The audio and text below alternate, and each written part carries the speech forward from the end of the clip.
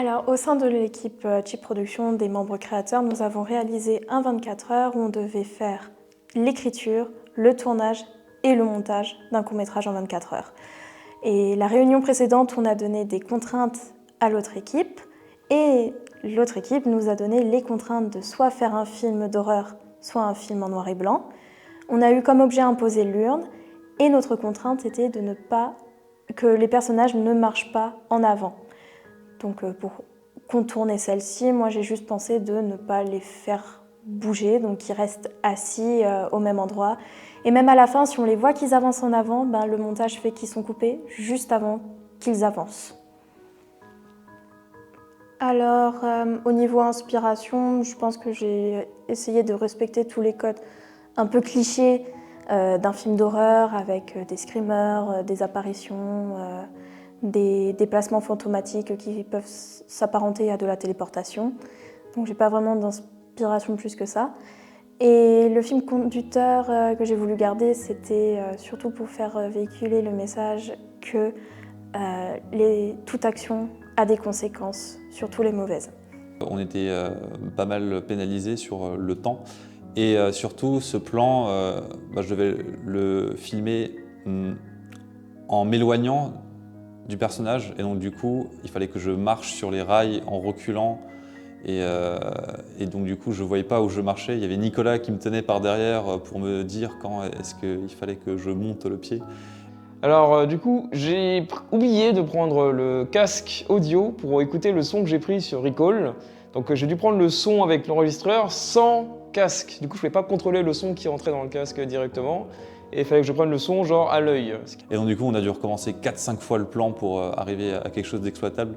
Alex avait choisi un lieu où malheureusement était joli, mais il y avait beaucoup de monde qui passait, il y avait une cascade. Et du coup au montage, quand bien même le son était, on va dire, réglé bien pour le son, enfin pour les voix, on entendait le bruit de cascade et des fois on entendait les gens crier derrière, quoi, et c'était pas ouf malheureusement.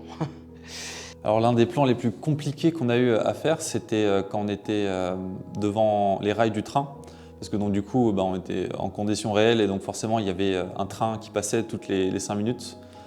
Alors pour la scène finale, j'ai décidé de choisir un lieu où on aurait pu avoir des rails de train dans le fond pour que l'image soit beaucoup plus esthétique ou pour qu'on voit vraiment qu'ils sont sur des rails de train.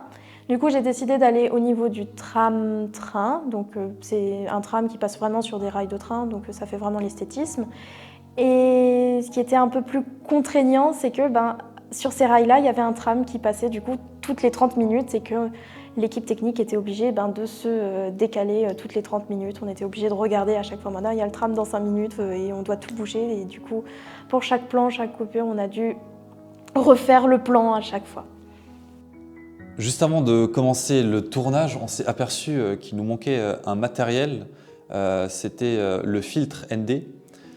Alors qu'est-ce que c'est un filtre ND? Pour faire simple, en gros, c'est une lunette de soleil qu'on met sur l'objectif de la caméra. Et donc du coup, il y a moins de lumière qui rentre. Et donc du coup, après, on a plus de liberté artistique, comme le flou d'arrière-plan.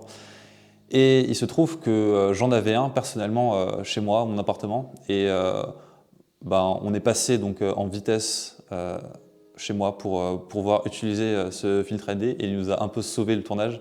Parce que vu qu'il y avait beaucoup de soleil ce jour-là, sans filtre ND, on aurait forcément eu un résultat moins joli du coup, cinématographiquement.